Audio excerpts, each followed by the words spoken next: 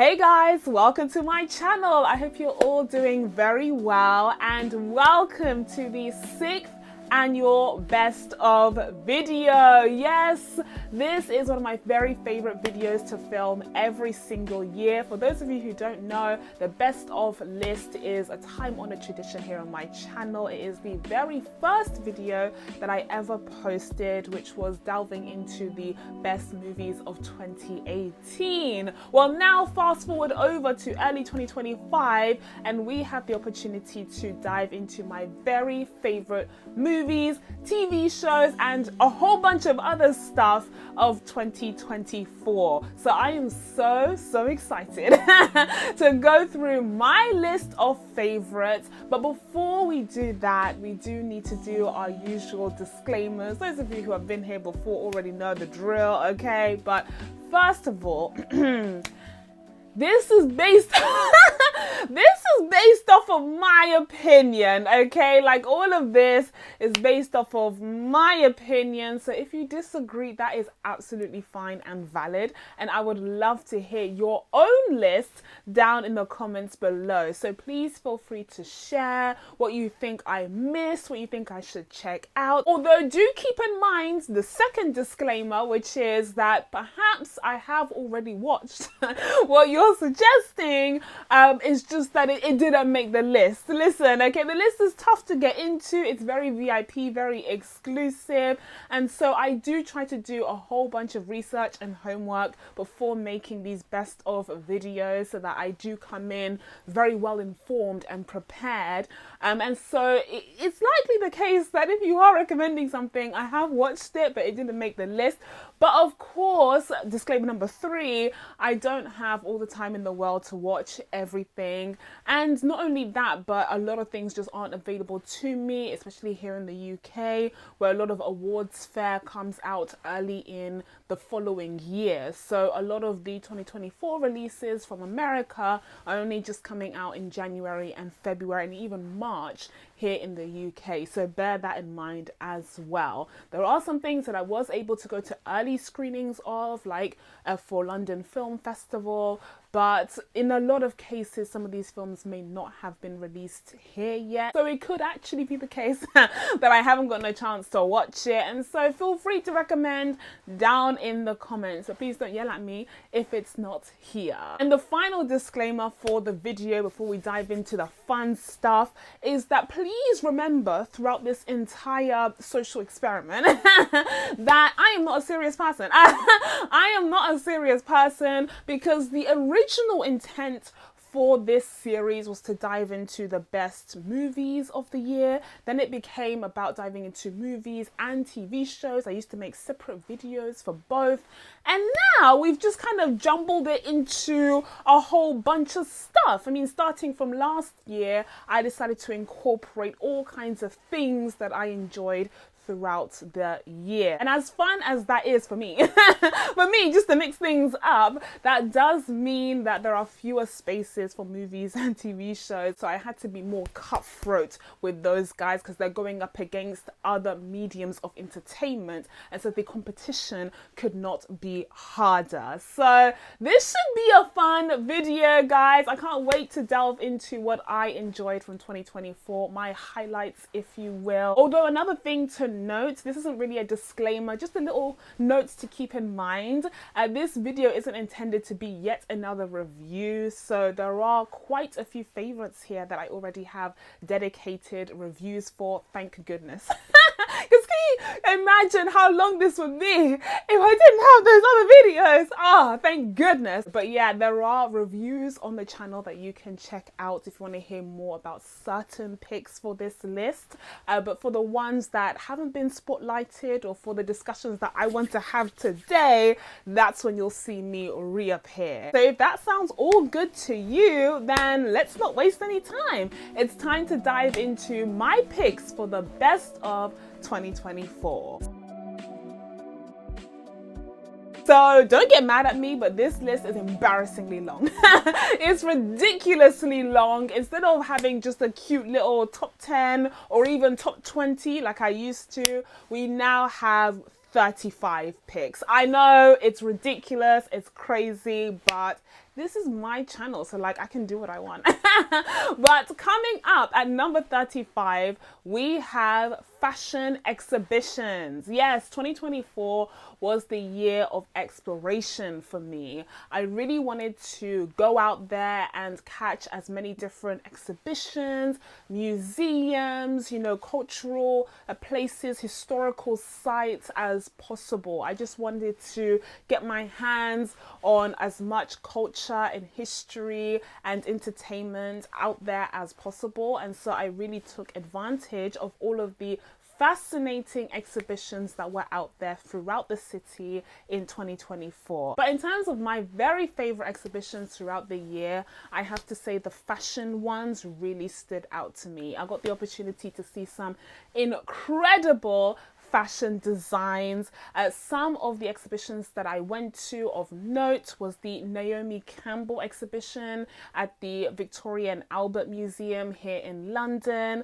I also caught the Bieber exhibition over in the Design and Textiles Museum, and the Alexander McQueen exhibition over in the Design Museum in Kensington and Chelsea. These fashion exhibitions had incredible, beautiful designer pieces on show that were just mind-blowing, and it really gave me a deeper appreciation of the art and the talent, the craftsmanship involved in creating these garments. And not to mention, you had, of course, the text that came along with all of these pieces, kind of giving you deeper insight into the backstory of the designers, the socio-political context of when these pieces were made, and in the case of the Naomi Campbell exhibition, diving into her life, her origins, and what she's been able to accomplish in the British fashion industry, but also globally. There were definitely some ups in that story as well as some downs, although there were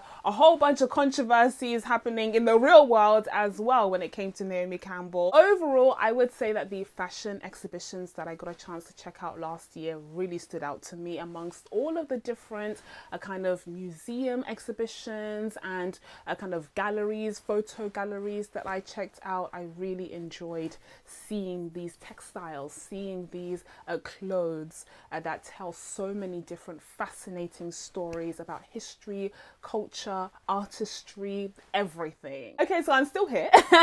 And for number 34, we're getting back on track. This is Jean's movie chats after all, okay? We do have a film next up, and that is A Different Man. A Different Man is the story of Edward Lamuel, who is a socially awkward, struggling actor that suffers from a medical condition that has led to severe facial disfigurement. Now, Edward befriends his neighbor Ingrid, who is a playwright, and he secretly develops a crush on her. But in the meantime, he's undergoing this experimental medical treatment to treat his medical condition that has led to his severe disfigurement. Now, this treatment ends up working, giving him the face of Sebastian Stan.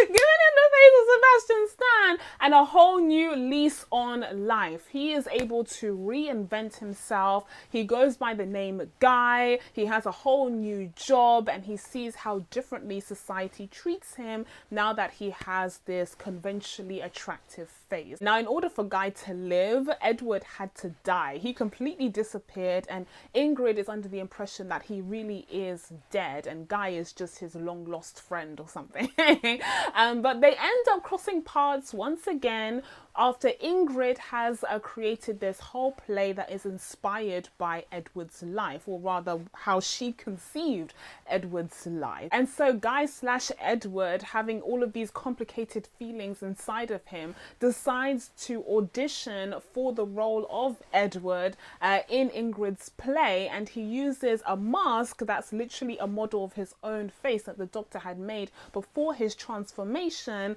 in order to perform. And all seems to be well and good in this weird, bizarre messed up casting decision. But alas, here comes Oswald, who is another person who has a similar medical condition that Edward used to, and so he has that same disfigurement, and he comes along and befriends Ingrid as well. Now he has a completely different personality. He's confident in himself, he has a very high self-esteem, and he's just very personable, and everyone who comes across him just kind of falls in love a little bit.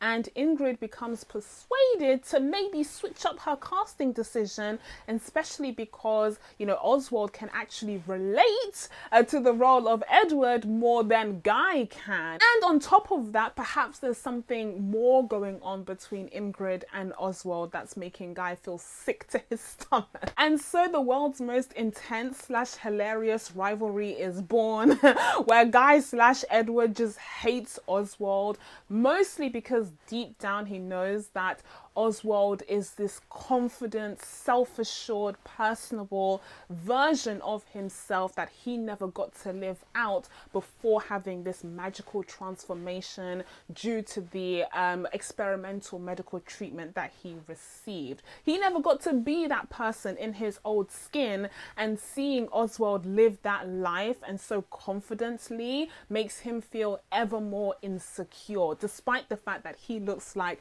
Sebastian Stan now. Now I have to hold my hand up and say, if it wasn't for Sebastian Stan being in this movie, I wouldn't know that it existed. I would not know that it existed, but as a fan, okay, as a stan, if you will, I do keep tabs on his filmography every now and then. And so when I saw that this film was coming out, I was like, oh, let me get my jacket, let me get my keys, let's go. But what a pleasant surprise, because I ended up absolutely loving A Different Man. It is a brilliant and hilarious introspective character study on this person who does suffer from this severe disfigurement, and that absolutely impacts the way that the world sees him and treats him, especially considering the fact that he wants to be an actor, and it's all about how you look, you know, when it comes to acting. That's such a huge part of that profession, and so you see how it kind of impacts his dreams and his goals and aspirations before he gets this magical treatment. Then the magical treatment comes along and seems to fix all of his problems, but that's not really the case, and so there's a lot of comedy in that. There's also a lot of drama and pathos in there, and just some wild craziness at the end. Honestly though, having said all of this out loud, it's starting to sound familiar. It's starting to sound like I'm describing the substance. I could be describing the substance. Yes, I did in fact check out The Substance, despite the fact that I have a strict no horror rule, because I'm a scaredy cat, don't forget, okay? I did in fact watch The Substance, and come to think of it, there is quite a bit of overlap between A Different Man and A Substance. But as someone who is a scaredy cat and isn't the biggest fan of horror, I very much lent more towards A Different Man than I did to The Substance. And so, spoiler alert, that film won't be making an appearance on this list, but I do actually recommend both of them, because even though The Substance wasn't one of my favorites, it was something. It really was something.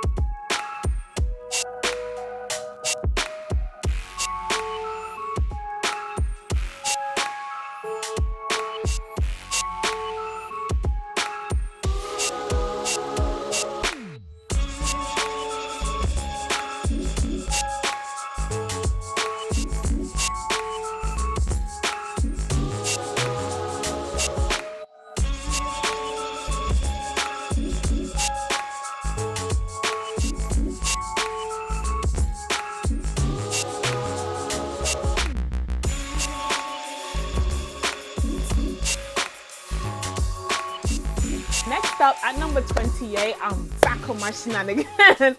I'm back on my shenanigans because we don't have a movie or a TV show on this spot. Instead, we have a play, but not just any play. We have The Play That Goes Wrong. Yes, that is the actual title of the play. And this play has been on for about 10 years, I believe. But just as the name suggests, the play is a play that goes wrong. It's essentially a play within a play. I said the word play so many times. It's a play within the play where the hosts and the actors are kind of presenting their terrible play. Literally like a play that's supposed to be in some kind of weird community center. It's barely funded, barely put together, and all of the props are falling apart. And so they're presenting this play. It's poorly written, and it's a bit of a shambles, and just everything goes wrong. Like everything that could go wrong goes wrong. It's tough to explain to someone who hasn't seen it, but it is just absolutely hilarious. From start to finish, it is such a joy. And now I didn't think that I would find this play so funny because I'm not usually the biggest fan of like slapstick classic comedy, but The Play That Goes Wrong has a mixture of just everything. It does have the slapstick, it does have a lot of physical comedy, but also a lot of sarcasm, a lot of dryness. It's just excellent British humour. So I would highly recommend, if you happen to be walking down the streets of Covent Garden, although you probably have to book in advance, not gonna lie, but I would highly recommend you check out The Play That Goes Wrong because it was an absolute comedic delight.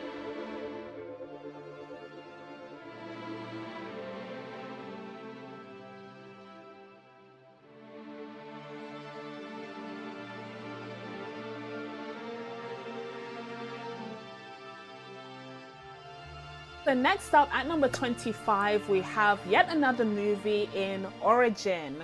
Origin is a film directed by Ava DuVernay, yes, that one, and it stars Aunjanue Ellis-Taylor, who portrays Isabel, and Isabel is this academic slash professor slash writer, researcher, who has been asked to consult on the murder of Trayvon Martin due to, you know, racial relations in America, and so she does some digging into these racial relations, the history of them, the nature of them, and how they might kind of be connected with some other race issues that have been seen across the world, in particular the Holocaust during Nazi Germany and the caste system over in India. And she comes to the conclusion that it's more to do with caste rather than race. It's a really fascinating look at the kind of intersection between all of the different race slash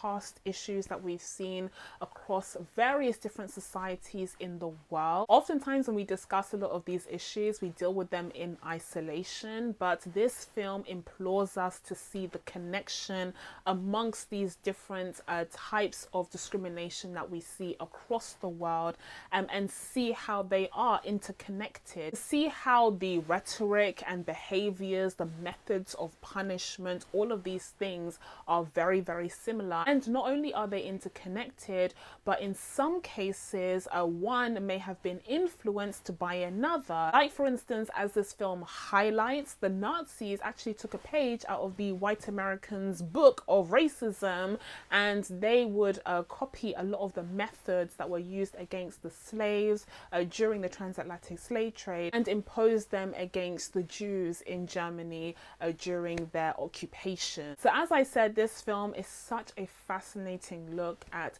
these issues of discrimination, racism, and ultimately caste, which I don't think any other film or TV show has really delved into in this way. And so it breaks my heart into a million pieces to see how this film was just completely ignored, and not just in terms of the awards conversation, although definitely for that as well, but even at the box office, like it just really wasn't promoted whatsoever, and it deserved to be, especially considering the fact that it was directed by Ava DuVernay, you'd think that it would get a little bit more juice under it. But Hollywood completely failed this film. It elected to ignore it entirely. Perhaps it's because of the subject matter itself. There were a lot of uncomfortable conversations being had here, and so perhaps they didn't want to put, you know, too much steam under this film. I don't know, but either way, I just feel really privileged to have finally gotten a chance to watch it in 2024, because it really is fascinating stuff. Like, this is a discussion that goes deep, like it goes several layers deeper than what we usually see in media directed towards mass audiences. Ava DuVernay did not let up, you know, throughout the entirety of that movie. She was asking all of these questions through the character of Isabel, and really imploring us to reflect on what we believe and what we thought about racism, discrimination, and the caste system in all different kinds of ways. As if that isn't enough, you also have an absolutely phenomenal performance by Aunjanue Ellis-Taylor, who is just incredible as the character of Isabel. Isabel herself suffers from a huge loss when her husband dies, and her husband is white, portrayed by John Bernthal, so that adds another layer of complication and self-reflection that the character has to go through throughout the film. So highly, highly, highly recommend you check out Origin. I'm again gutted that it was so ignored by the world, but this film is necessary, required viewing if you want to take a deeper look into the different kinds of discrimination that we have seen across the world and how they could be connected. Okay, so next up on my list at number 24, we have One Day. One Day was the Netflix limited series that came out and broke everyone's heart. Literally just tore us all apart. It is an incredible limited why am I already crying? One Day is an incredible limited series that tells the love story of Emma and Dexter across various decades.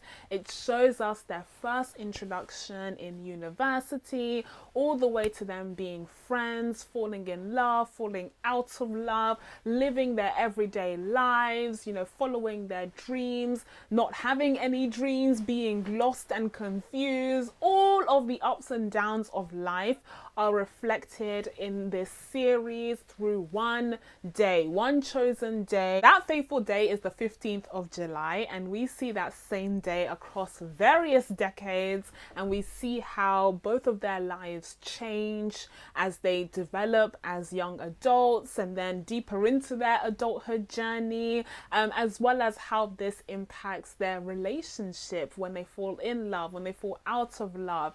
It's just all such a whirlwind of romance and drama and tragedy and heartbreak. Now, I never watched the film with Anne Hathaway, so I had no idea what to expect going into this. By the end of this series, I was just shattered, heartbroken, fallen to my knees.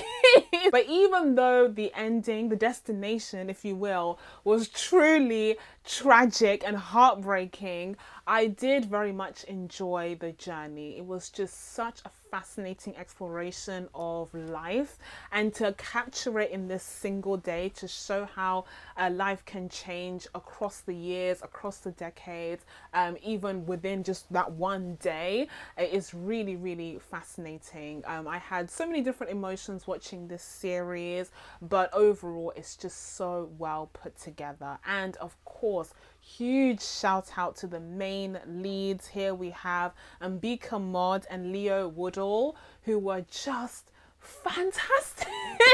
They were just so freaking fantastic on this show.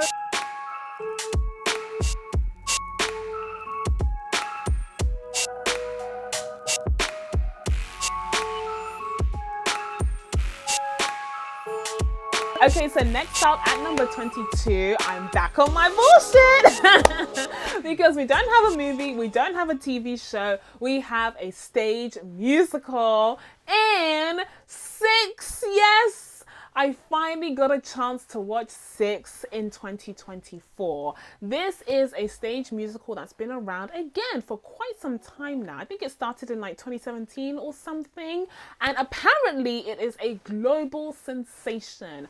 I had quite frankly never heard of it before 2024, but I must have been living under a rock or something. But now, having finally gotten a chance to watch it, I can see why it captured the hearts of many a musical lover, because I thought this stage musical was a triumph. I thought it was absolutely fantastic. Now, for those of you who don't know, Six is a stage musical that basically stars the 6 wives of Henry VIII. Yes, we all learn in school that Henry VIII got married 6 times. That's kind of his claim to fame, to be honest. Like, his wives are the reason why we even remember him. And we all know that classic rhyme that we learn when we're learning about the Tudors in school, and that's divorced, beheaded, died, divorced, beheaded, survived. While Six aims to resuscitate Henry VIII's 6 wives and allow them to reclaim their own stories, allow them to write their own history, their own stories, and even their own alternative futures. Now, this isn't like the other stage musicals that I saw in 2024 in that it's mostly just a concert. Like, it's literally a concert performance, and they perform the iconic, apparently, songs from the Six musical soundtrack. I had never heard these songs before going to see the musical, and that's my deepest regret when it comes to this whole thing. I should have listened to the soundtrack first, because the way that the girlies in the audience knew every single word, and I was sitting there like a dummy, like, oh, I didn't realize this was a Beyonce concert. Like, okay, people knew every single word of the soundtrack, and I was like, listen, I can't be caught slipping again. So as soon as I got back home, not even before I got back home, when I was on the train, when I was on the tube, I made sure to download that soundtrack on Spotify. I was like, let's get into this. And ever since then, I've been a fan. Ever since then, I often play the Six soundtrack, like, frequently on repeat. Like, it's actually an excellent soundtrack. So yes, I do wholeheartedly regret not checking out the soundtrack before going to see the musical. I didn't realize that it was literally just going to be a concert, but you know, having heard the soundtrack, having seen the musical once, I would be absolutely down to see it again. I was a really huge fan of this musical. I thought the ladies gave excellent performances. The voices here, okay, are incredible. And of course, I love the costumes. The costumes were stunning. I loved how they customized each costume to how the actual wives looked in their old portraits, whilst giving the ladies really modern looks that would absolutely fit the vibe of a club today. They were just really cool looks, and I feel very late to the party, but I'm still glad that I showed up, because I am officially a Six stan. Head? Oh, maybe not head. I'm a fan, okay?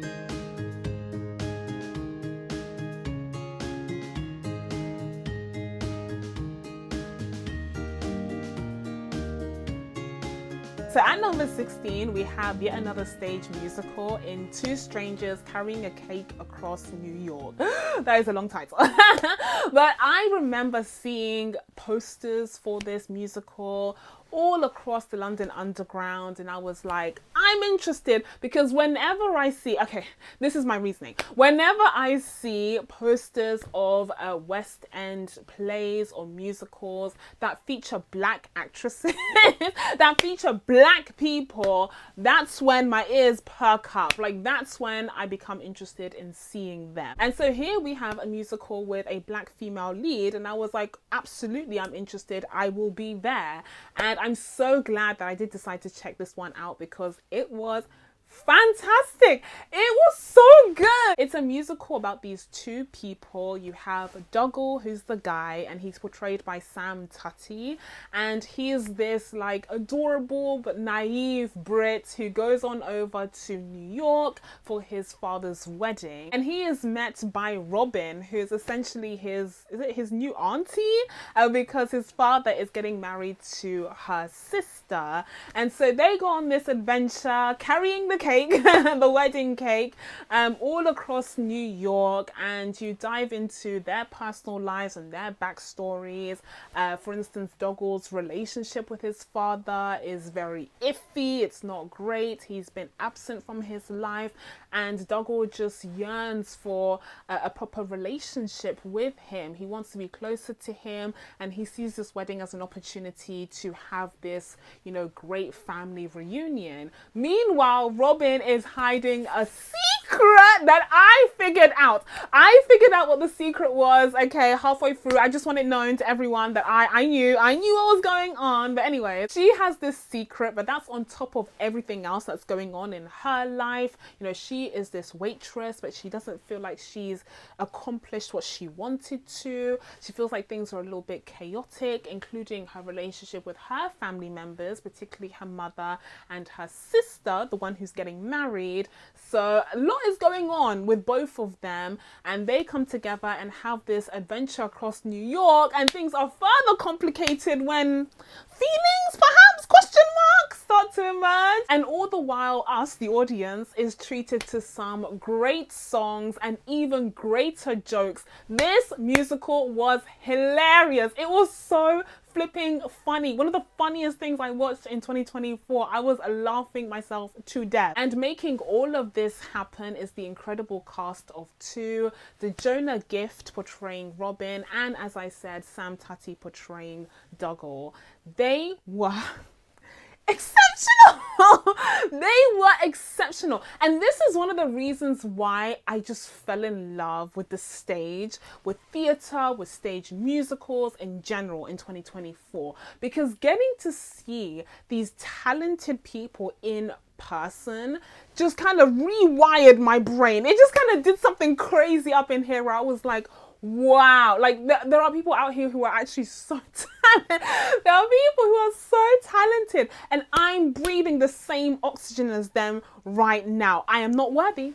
I am not worthy. No, seriously, like these two were absolutely incredible. They sung amazingly. The delivery of all of the comedic beats and jokes was just immaculate. And then the drama and the emotion and the romance, like everything, all the boxes were being ticked in this musical. It was actually phenomenal. It was actually phenomenal. And I usually like to go see big bombastic musicals. Like, I like a good spectacle because the West End is so flipping expensive. It's so flipping expensive to see any of these, that my philosophy has always been, if I'm gonna go see a West End play or musical, it has to be big, it has to be a huge production, just like spectacle everywhere. But this didn't have the same spectacle. It had a very clever stage design, so there was still stuff going on, but it didn't have like huge changing stages and all of that, but it was so well executed, and these two were so gifted and talented that it just made for a joy to watch regardless. Like, I did not feel shortchanged at all by the production. I thought it was fire. I thought it was absolutely incredible. So yeah, one of the highlights of 2024 for sure. And also, Hollywood, if you're listening, you need to make this happen on the screen. You need to make this happen on the big screen, okay? And you need to cast a black actress. Don't be ridiculous. Don't be stupid. You need to cast a black actress. But just make it happen, because I need to see this story again. This can't be the first and last time that I see this.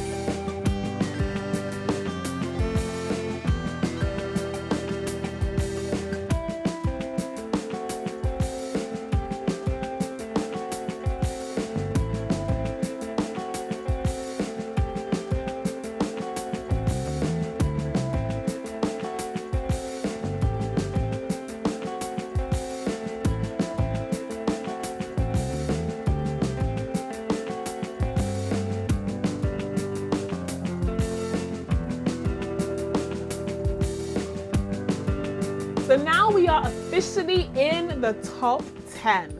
And at number 9, we have Rivals. Rivals is the British Disney Plus series that stars Alex Hassel, David Tennant, and Aidan Turner. And this series is all about the vicious rivalry between Lord Baddingham and Rupert. Lord Baddingham, who is portrayed by David Tennant, is this man who comes from a more humble background but has managed to claw his way up to the top as the managing director of a media company that has a lot of influence in the 1980s. Meanwhile, we have Rupert on the flip side of things, who is the sports minister in the British government, and he's also a former Olympian himself, but he comes from old money. He is an aristocrat, and so he's never struggled a day in his life. He's never lifted a finger a day in his life, other than, of course, when he was an Olympic show jumper. And so these two have had a vicious rivalry for many, many years, with David Tennant's Tony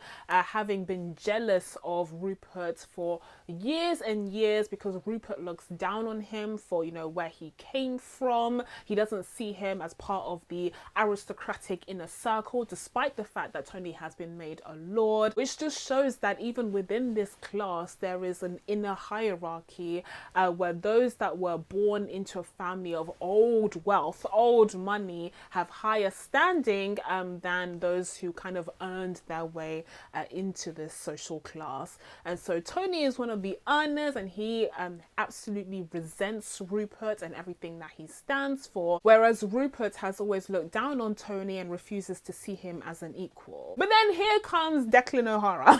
Declan O'Hara gets thrust in the middle of this rivalry when he becomes a journalist for Tony's media company, and he is there to kind of throw in some fresh blood into the mix to ensure that Tony continues to have the franchise for his media company, so he can continue to be the main kind of station for British television. I don't know how this works, but the series explains it. But Declan, you see, isn't just a good journalist on screen, but he's also one off screen as well, because being a part of a company like Corinium means that he gets to do some digging, and he doesn't like what he finds. So his loyalty to Tony wavers quite a bit throughout the series. But the core rivalry between Rupert and Tony is just one complicated relationship that is explored in the series, because we have a whole bunch of others, a whole bunch of others that are also explored, like Tony's affair with his main producer Cameron Cook, who is this smart, witty black woman who is super driven and eager to make her way up the top of the ladder in this industry, but has somehow gotten her knickers in a twist over David Tennant. Listen, listen, girly pop, wake up, get it together, okay? But then there are some twists and turns along the way that make it even more complicated. And that's not even the only affair on this series. But putting aside the affairs for a second, we also have whatever the hell is going on between Rupert and Declan's daughter, Aggie. Listen, okay, listen. I know that there are some Rupert Aggie shippers out there. To me, the age difference, the age difference is just not. It just doesn't make them compatible in my mind. But that's also a thing that's happening, and that further complicates Rupert's relationship with not Tony this time, but rather Declan. Overall, guys, all I can say about Rivals is, you just need to watch it immediately. You need to watch it immediately. Rivals was just a fantastic show. The acting, brilliant. The writing, phenomenal. Everything about this series was just, everything was just on form. Like, it was just excellent. So flipping entertaining. I binge watched this show in one sitting. I could not survive. I could not live that evening without knowing what happened next. And so it was just the easiest binge of my life. Rivals was the best thing to come out of Disney Plus by a long shot in 2024. and I highly recommend it if you haven't watched it already. Mind you though, this series is very adult. It is very British and it is very 80s. But listen, if you are in it for the drama, for the romance, for the shoulder pads, oh! By the way, this jacket is actually a vintage jacket from the 80s. I am dressed appropriately to review this series. So if all of that sounds good to you, then you will absolutely have the time of your life with Rivals, and I would highly recommend it. So next up at number 8, I'm back on my shenanigans again. Not only do we not have a movie or a TV show, but we don't even have a theatre production. Here at number 8, we have an album, and that is Billie Eilish's Hit Me Hard and Soft. Guys, I'm a fan. Call me G's Music Chats. I am a fan of Billie Eilish and I'm a fan of this album. I'm not even gonna pretend to know a lot about musical production. Like this isn't really my wheelhouse, so I can't really give you like a proper review. All I can say is that this girly pop like does what she needs to do every single time. Like she delivers every single time, and I ended up being a huge fan of her most recent album. Now I am going to give you guys a breakdown of my top 5 songs from this album. So very quickly, at number 5 we have Lunch, a banger, a hit. Absolutely. Absolutely. You have the vibe, like it's a bit more upbeat. It's a bit more of like a classic Billie Eilish single, so loved that. But then next up at number 4 you have Wildflower. Beautiful song. Beautiful song. I adored this song. I remember first listening to this album, going through from start to finish, and I was like, oh, that's one that I'm going to just put a pin on right there because I know that I'm going to be obsessed with it throughout the year. And I was correct. Oh, I was correct. Next up at number 3 we have Chihiro. How do you pronounce this? This is one of those songs that went viral. Most of the album went viral and I was hearing it everywhere in YouTube shorts. But even after my first listen of the album, I knew that it was going to be addicting for me, and again, I was right. Now, I don't really seek out this song as much anymore because it did go viral, so I've heard it so many times, but still, it ended up being one of my favorite songs of this album, and actually of 2024, so that's a banger. But then there's quite a bit of a jump, not gonna lie. There's a jump between number 3 and number 2, because at number 2 we have The Diner. This is the kind of Billie Eilish song that tends to be my favorite. That when she gets into her production bag, when she gets those beats out, when she gets those beats, The Diner is just like, you'll be afraid of, It's just, I can't even pretend to sing it, but the don't be afraid of me beat drop. I love songs like that. This is me. Like when I'm walking down the street, I want to hear beat drops. I want to hear just crazy musical production. Like there is of course time for the more flowery, beautiful, romantic or sad and tragic stuff. Like there's time for that. But when I'm walking or when I'm in the shower or when I'm trying to get stuff done, I need that different flavor of Billie. I need that like bad guy Billie. And so here we have The Diner ready to deliver that. Absolutely. But then for number 1, we go back to soft and gentle and pretty Billie, because at number 1, of course, we have Birds of a Feather. Like truly one of the most beautiful songs of last year, but also of her whole discography. I fell in love with Birds of a Feather after first hearing it, and it's just been on repeat ever since.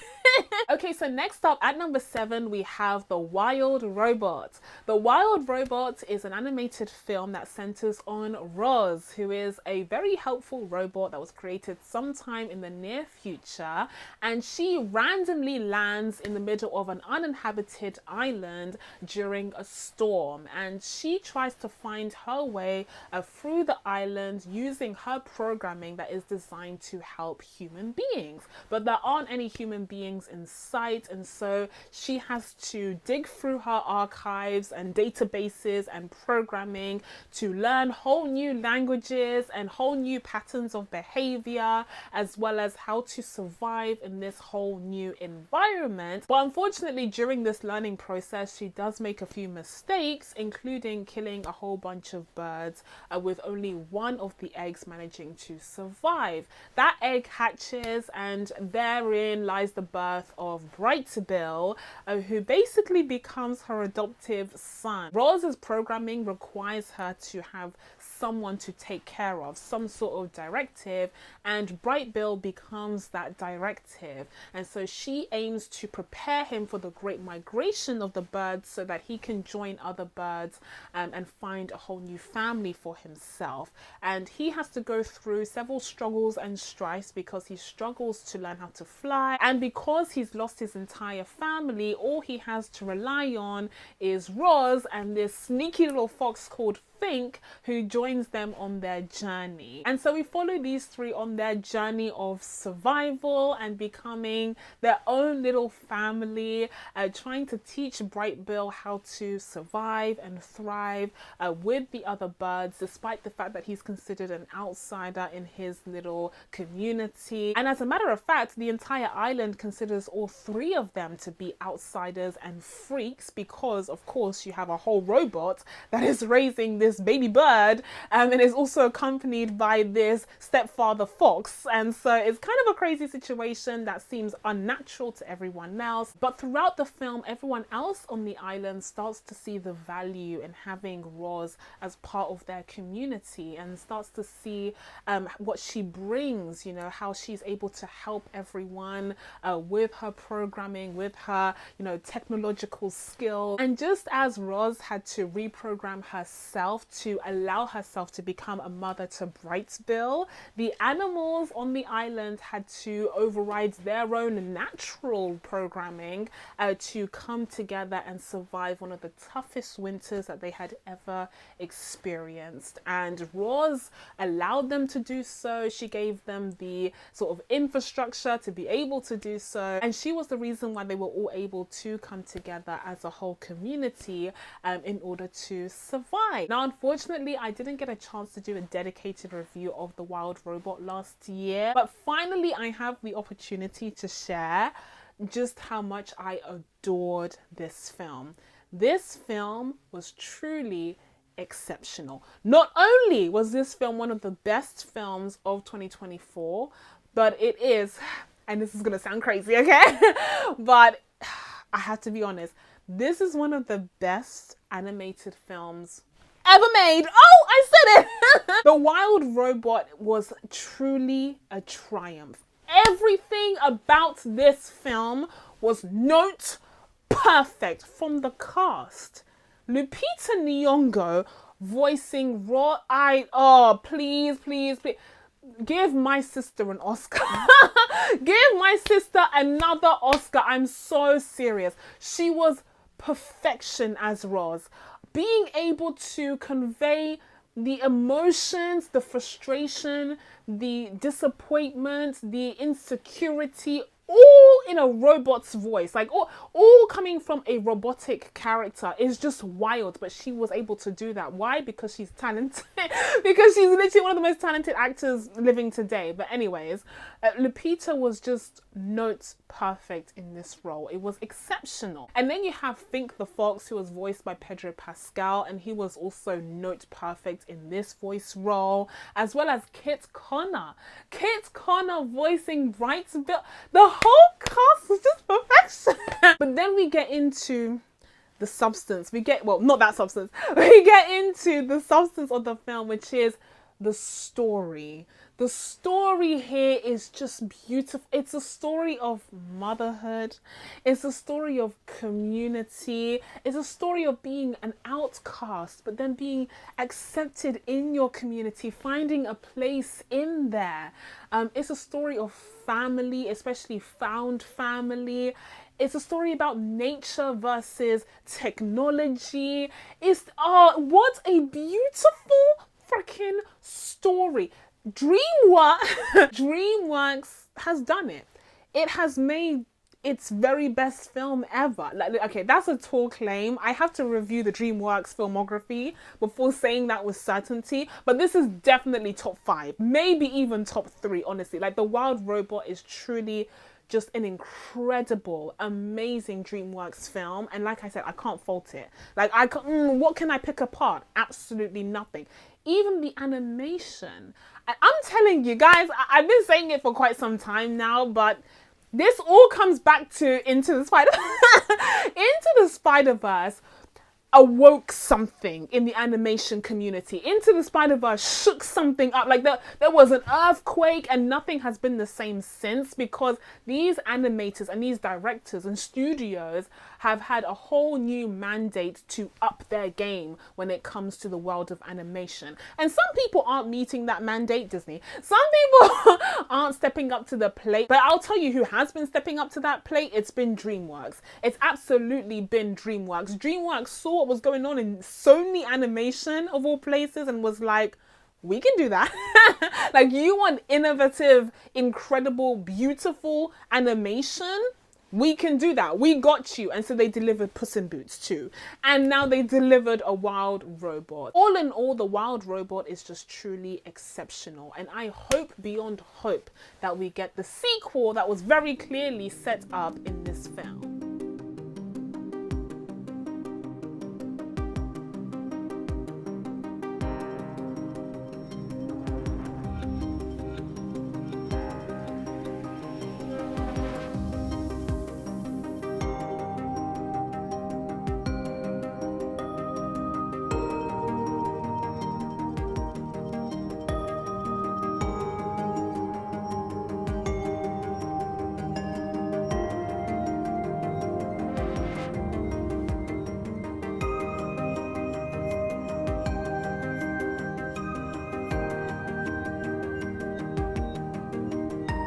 Okay, so guys, next up at number 3, get your cowgirl hats on. Oh, next up at number 3, it's that Creole Banji bitch once again. Yes, Beyonce's Cowboy Carter. Listen. If you have watched my best of 2023 video all the way to the end, spoiler alert, then you'll know how I feel about the Renaissance.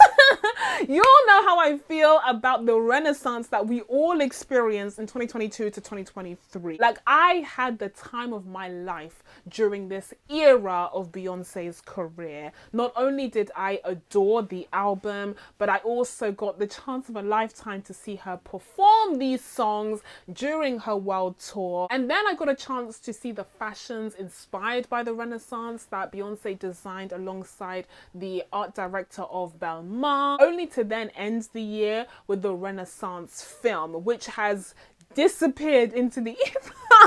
Like, we'll never get a chance to see that film ever again, apparently, because it's nowhere on streaming. Beyonce, if you could just make a streaming deal with someone, please, that would be really helpful. Anyway, so like I said, I had the time of my life with the Renaissance era, but I was not prepared. I was not ready for what was to come, because here comes Beyonce wearing a ridiculous platinum blonde wig and a huge cowboy hat, ready to bring us into Act 2 of this era of her career with Cowboy Carter. Now, honestly, when I heard that she was coming out with a country album, I was like, oh. I was like, that one's not gonna be for me, I'm afraid. Like, I'm not a country girly. I don't like country music. Like, Beyonce, this isn't for me. I shouldn't complain too much, because she's given me plenty of bangers to bop my head to. So, like, I'm good with the Renaissance and with the other albums, but this one is not gonna be my thing. But of course I listened. Of course, on the day that the album dropped, of course I listened. Like, of course I was, listening out for what was to come. And guys, that Creole Banji bitch has done it again. She has absolutely done it again. Why was I listening to this album on repeat for a whole 365 days? How does that make sense? I don't like country music, but I listened to this country album. Beyonce, what kind of crack cocaine did you put in this album? I was obsessed. The whole year I was obsessed. Now listen, I can't go into too much depth here because like I said, this isn't Jean's music chats. So I can't even begin to describe, what's going on in this album, the music production, any of that stuff. So we're just going to wrap up this section by going through my top 10 tracks from Cowboy Carter. 10, yes, 10. And this is in no particular order. Sorry, that was very aggressive. But I tried to do a top 10 in order of like least best to most best, but I scrambled my brain so severely that I gave myself a migraine. So we're not going to do it in order. I'm just going to give you my top 10. Already that's pretty hard, but I'm going to give you my top 10 of Cowboy Carter. Are you listening? Are you ready? Okay. So at number 10, no particular order, we have American Requiem. What an incredible starter to the album. It took me a while, honestly, a few months. It took me a while to fully appreciate the greatness of American Requiem, especially because I'm British and like whenever Americans big themselves up, I'm like, ew. But after a while, a few months, like I said, I came to adore this song. Like especially the middle with the wow, wow, wow, wow. I absolutely love American Requiem. It is that girl. Shout out to Renaissance. It is that girl and a hell of a starter for this album. And then next up we have Jolene. Beyonce's cover of Jolene. I won't even call it a cover because it's a redefinition. Like she completely revamped that song. She gave it some nerve. She gave it some aggression. She said, I dare you to take my man. Like she said, don't even try taking my man. Like it has a bit more of an oomph to it. But then the second half of Jolene, where you have that chorus, where you have that man coming in. I don't know who that man is, but he absolutely delivered on the vocals, the harmonies. Ooh, I loved her take on Jolene, and I have to say, I think I prefer Beyonce's Jolene to the original, but big, huge shout out to Dolly because she's still the queen. She's still an icon. And then next up we have, honestly, just Daughter. Daughter, one of the best in her whole discography. Daughter, and that's even before she sings in Italian. Daughter, please. And this is one of the songs that makes me truly gutted and heartbroken that Beyonce has refused to give us any proper visuals for this album, because the visuals for Daughter would absolutely, like I can see the story unfold. I mean, she tells it beautifully through the lyrics of the song, but I could see it unfold. And like if it was set like in Italy with like the Colosseum in the background and she's wearing black lace and like, I can see it. I can see it in my eyes. If she could just let me direct, like I would be really cheap. I wouldn't even, maybe I'd do it for free. Like, like I would not cost a dime really to direct, but I have a vision here. And if Beyonce could just give us the visuals for this song, then I could be happy. But listen, she may not have given us the visuals for this song, but she did give us the vocals. She did give us the vocal. Daughter, beautiful song, but we have to move on. Next we have Alligator Tears. Incredible, iconic, amazing. We don't have time, but it's just fantastic, okay? And then next we have Flamenco. All I can say about Flamenco is, well, first of all, phenomenal song. Obviously, it's in my top 10. Second of all, it's too short. It's too short. Beyonce has these songs like in this album that she thinks are, I guess, filler songs. Like I don't know how else to describe it. She has songs in here that are like a minute long, 2 minutes long, and it's like, oh, that's cute, but like I need a 10-minute version of this. Actually, I need a 10-minute version of Flamenco. Who do you think you are, giving me just a mere 1 minute, 2 minutes of Flamenco? This needs to be the whole album. Actually, this needs to be a whole film length of a song, because that is just too short. As it is, it's just too short. I need Flamenco extended version last year, in fact. Next up on the list, we have Tyrant. I said earlier, remember when I was talking about Billie Eilish, I said when I'm walking, when I'm getting stuff done, I need a song that's I need a song that feels like a punch in the face, and this is Tyrant. The beat drop on Tyrant, It's dirty and disgusting and filthy. Like, it's so incredible. Art Tyrant is, oh, it just makes me feel like I'm that girl. Shout out to Renaissance again. And next up, you have Texas Hold'em. She's the single. She's the viral one. She was cute. Love her. Next, we have Levi's Jeans. I've been on the Levi's Jeans train for a while, since my first listen, genuinely. Since my first listen of this album, I said Levi's Jeans is going to be my obsession this year. And I was correct. But then next up, we have the song that everyone has just now clocked onto. We have the one that everyone has just now woken up to.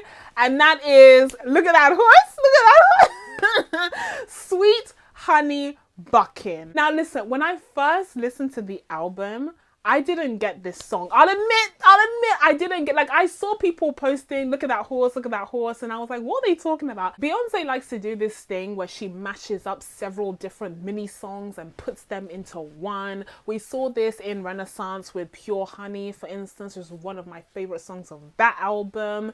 And so here, this time around, we have like this mashup with Shaboozey. And at first I didn't get it. Like, not gonna lie, I was like, oh, this is a little bit discombobulated. This is a bit whoa. But then I slowly but surely started to get into the song. But my favorite part was always Buckin. My favorite part was always Buckin. That Buckin section, the Buckin section went crazy. But then over time, it just became the whole song. The whole song. When Sweet Honey Buckin comes on, I stand up. I stand up. I'm like, let's go. Let's do this. If I'm walking down the street, all of a sudden my head is held high.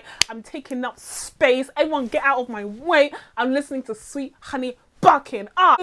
So then, let's take it down a notch. So then, when Beyonce did her iconic Beyonce Ball on Christmas Day, all of a sudden everyone else woke up to this song, and I was just like, oh, where have you guys been? But I'm glad that people have clocked on, and this is one of the greatest songs to come out of 2024. And then finally we have what should have been the biggest song of the summer, but people slept on it, and so like here we are. Bodyguard. Again, upon first listen, I said this might be one of my favorite songs, not only of the album, but of Beyonce's discography. Like, the Bodyguard, I go down hard for Bodyguard. Bodyguard, I saw stories, I saw entire films in my head when I listened to Bodyguard. Like, I had a whole storyline. It was so juicy. Bodyguard is just a beautiful, fantastic summer bop that, again, too many people slept on. And so, you know, here we are, an underappreciated song, but I appreciate it because it's certainly not only my top 10 but top 3 of this album. Okay, so moving on up the top 3, next up at number 2 we have Films in Concert. 2024 was the year where I discovered this concept of films being played on a screen whilst the music of the film is played live by an orchestra on stage.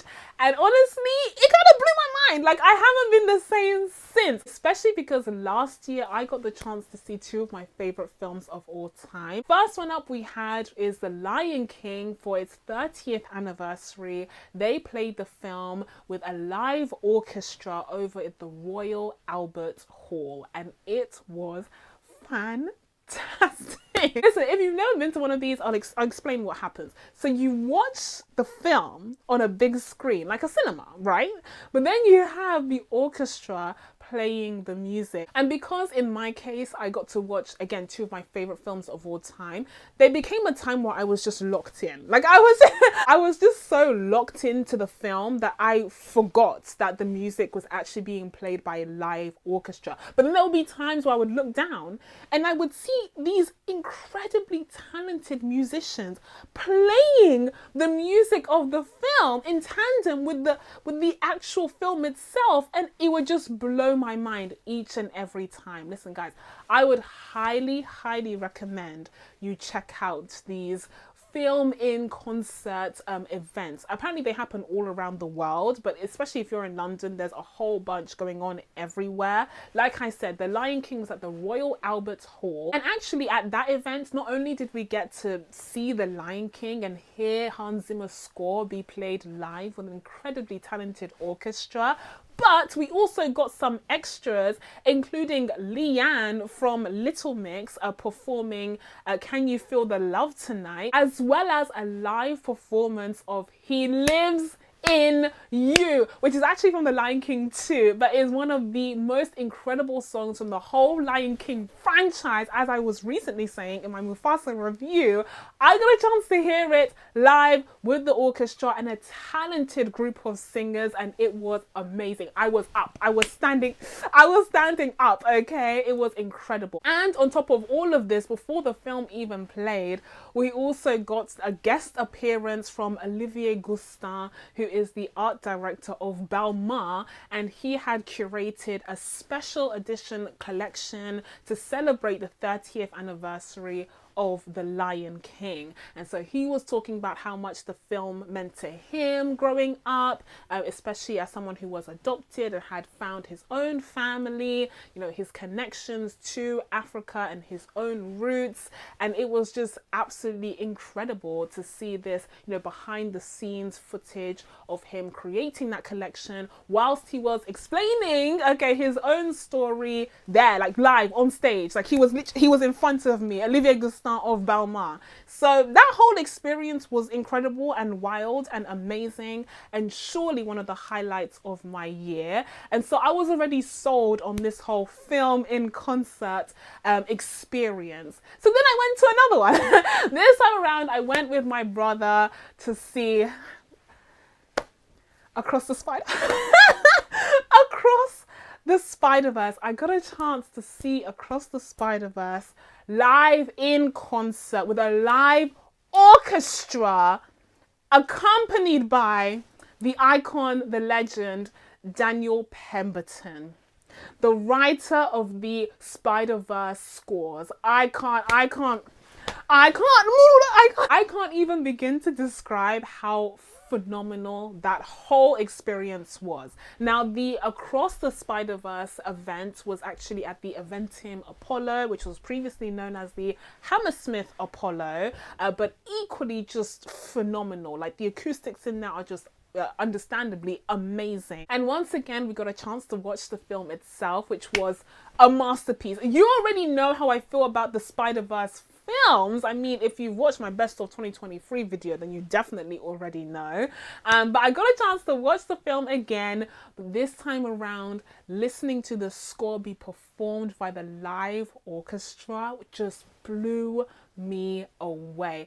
And the fact that Daniel Pemberton was actually one of my favorite musical composers working today, guys, the only thing that could beat this is if like I got a chance to see like Black Panther and Ludwig Göransson was there. Like this is the level, like I was so hyped. He was literally there on stage, slapping his cheek. He was doing all of these different sound effects, using all of these different instruments. Like I was just in awe. Like I was gagged. Me and my brother were just watching like, wow. And again, there were times where we just kind of tuned out the music because we're so locked into the film, because it's one of the greatest films ever made, let's not forget. But then you would just remember like, oh yeah, this music is coming from them, from these talented musicians on stage, and it's just the wildest feeling. So if you've never been to a film in concert event, I would highly recommend them. Apparently there's going to be one on Barbie coming out this year. I need to get some tickets for that because that looks to be a riot of a time. All in all, those experiences were just phenomenal, and I would highly recommend you check out any similar events if they come your way. Okay, so now that we have gone through 34 of my highlights from 2024 and I barely have any voice left, we are now down to the final one, and at number one we have Moulin Rouge. Yes, I got a chance to see Moulin Rouge, the stage musical, and I was blown away. This musical is an adaptation of Baz Luhrmann's 2001 film that starred Nicole Kidman and Ewan McGregor. And as a a huge fan of the film, I had seeing the stage musical on my bucket list for the longest time, and I finally got a chance to see it on my birthday last year, and what a way to spend a birthday. Guys, I had the time of my life. And the most overwhelming thought that comes to mind when it comes to this musical is, wow, people are so freaking talented. People are so freaking talented. And that's kind of the theme of this entire video, me just kind of sitting back and admiring how talented some people in this world really are, because the display of talent that I saw during Moulin Rouge just blew my freaking mind. I could not understand how people could sing like that, could dance like that. Like, it was just immaculate to me.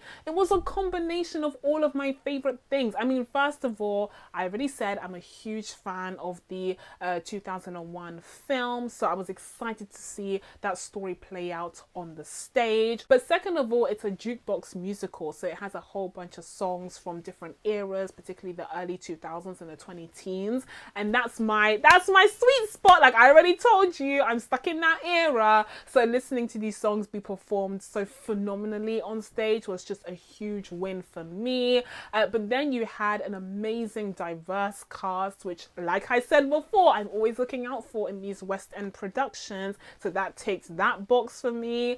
And then you had the spectacle. Guys, what did I say? I am a glutton for spectacle, okay? I love me a good big West End show, and this just absolutely fit the bill.